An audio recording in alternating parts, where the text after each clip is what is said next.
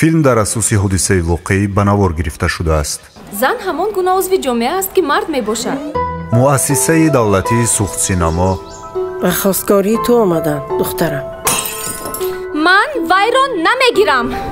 дили падаратон ин ҷарроҳиро бардошта наметавонад. маро азоб надед духтараки ҷон. розӣ шав. чӣ? сафар? ба куҷо?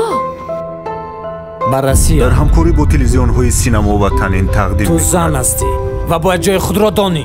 ман зани туам ва ҷои ман дар паҳлӯи ту аст.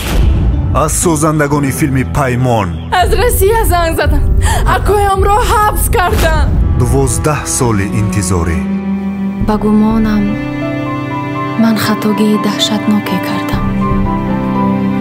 чунон кун ки ҳеҷ кас падару модари туро таъна карда натавонад. албатта дадаҷон.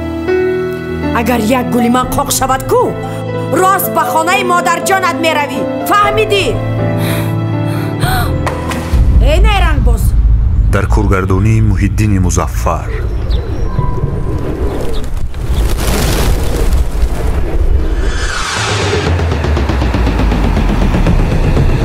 ҳар як инсон ду роҳ дорад. як роҳ қурбони тақдир будан, дуюм роҳ шахсияти худро сохтан ва ғалаба кардан аст. духтур шудан хоҳӣ? аз хонаи ман дафт шав. ва ман дар ҳар сурат донишгоҳро хатм карда соҳиби диплом мешавам. ҳеҷ чиз пеши роҳамро гирифта наметавонам.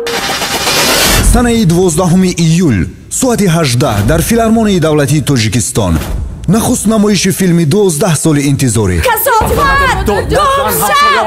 арӯси бепои қадам!